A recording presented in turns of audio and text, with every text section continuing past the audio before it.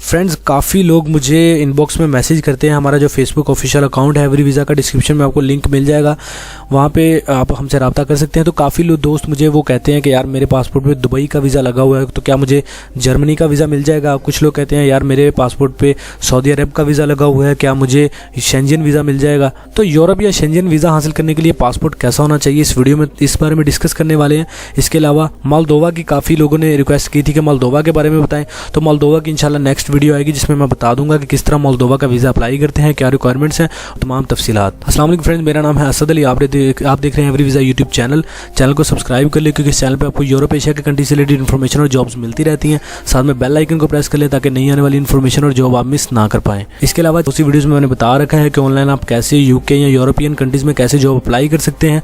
तो हो सकता है एक वीडियो के जरिए आपकी जॉब सेटल हो जाए। फ्रेंड्स, जैसा कि सबको पता है कि किसी भी यूरोपियन या शेंजन कंट्री में अगर आपको वीज़ा अप्लाई करना है या किसी भी कंट्री में वीज़ा अप्लाई करना है तो उसकी कुछ रिक्वायरमेंट्स होती हैं। यहाँ पे मैंने कुछ रिक्वायरमेंट्स लिखी हैं। अगर आप ये रिक्वायरमेंट्स बना लेते हैं तो काफ़ी कंट्रीज़ में ये आपको सपोर्ट कर सकती हैं, आपके लिए काफ़ी हेल्पफुल साबित हो सकती हैं। इसके अलावा वीडियो को पॉज करके आप इनको पढ़ सकते हैं और ये तकरीबन 1 से 2 दिन के अंदर आप ये सारी रिक्वायरमेंट्स बना सकते हैं। फ्रेंड्स, इनमें एक रिक्वायरमेंट मैंने नहीं बनाई जो कि आगे जिसको मैं एक्सप्लेन करूँगा उसमें, क्योंकि उसी रिक्वायरमेंट को लेकर मैंने ये वीडियो को बनाने का फैसला किया है। फ्रेंड्स, अगर आप किसी भी कंट्री में जाते हैं यूरोपियन या शेंजन, तो वो आपसे जाने का पर्पज़ पूछते हैं और वो ये सोचते हैं कि यार ये बंदा क्या हमारे कंट्री में आके वापस जाएगा या नहीं।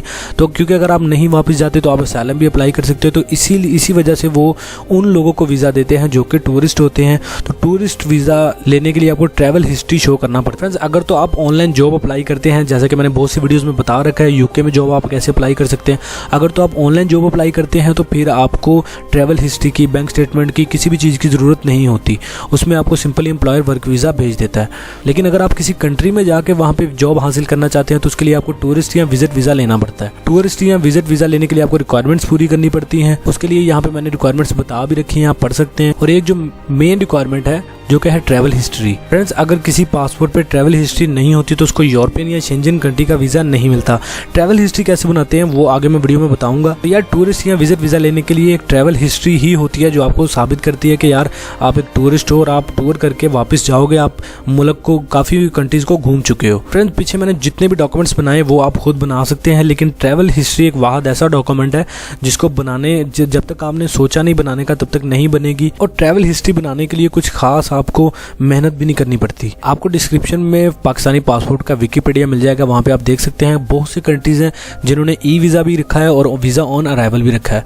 जो लोग अफोर्ड करते हैं वो तो वीज़ा ऑन अराइवल में जाके अपने पासपोर्ट को स्ट्रॉन्ग कर सकते हैं वीज़ा लगवा के, लेकिन जिनको जो अफोर्ड इतना नहीं कर सकते वो ई वीज़ा की सहूलत ले सकते हैं। जो डॉक्यूमेंट्स मैंने पीछे बताए उनको बना के आप ई वीज़ा ले सकते हैं किसी भी कंट्री का जिनका ई वीज़ा अलाउड है पाकिस्तानी पासपोर्ट पे। घर बैठ के आपको ई वीज़ा मिल जाता है। अगर ई वीज़ा आपके पासपोर्ट पे लगता है तब भी आपकी ट्रैवल हिस्ट्री बन जाती है। तो बहुत से कंट्रीज़ का ई वीज़ा है जिनमें अज़रबैजान है और बहुत से अफ्रीकन कंट्रीज़ भी हैं। बाकी ट्रैवल हिस्ट्री के लिए Malaysia, Vietnam, Singapore, Dubai, Indonesia ये भी शामिल है। तो यहाँ पे भी जाके अपनी ट्रैवल हिस्ट्री बना सकते हैं। तो 4-5 कंट्रीज़ को घूम के, जो मैंने आपको बताई हैं, जो भी आप अफोर्ड करते हैं उनको घूम के ये डॉक्यूमेंट्स बना के आप शेंजन या यूरोपियन वीज़ा अप्लाई कर सकते हैं। उसके अलावा आप अपना पर्पज़ ये बता सकते हैं कि मैंने एशियन ये कंट्रीज़ घूमे और अब मैं यूरोपियन कंट्रीज़ घूमना चाहता हूँ, इसलिए मैं ये वीज़ा हासिल करना चाहता हूँ, तो आप वीज़ा अप्लाई कर सकते हैं। तो 4-5 कंट्रीज़ को घूम के, जो मैंने आपको बताई हैं, जो भी आप अफोर्ड करते हैं उनको घूम के ये डॉक्यूमेंट्स बना के आप शेंजन या यूरोपियन वीज़ा अप्लाई कर सकते हैं। उसके अलावा आप अपना पर्पज़ ये बता सकते हैं कि मैंने एशियन ये कंट्रीज़ घूमे और अब मैं यूरोपियन कंट्रीज़ घूमना चाहता हूँ,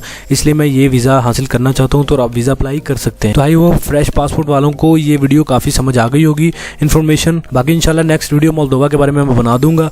मिलते हैं अगली वीडियो में। वीडियो अच्छी लगी तो लाइक कर दे, कमेंट शेयर भी कर दे, चैनल को सब्सक्राइब करना ना भूलें ताकि नई आने वाली जॉब और इन्फॉर्मेशन आप मिस ना कर पाएँ। मिलते हैं अगली वीडियो में, तब तक के लिए दीजिए इजाज़त। अल्लाह हाफिज़।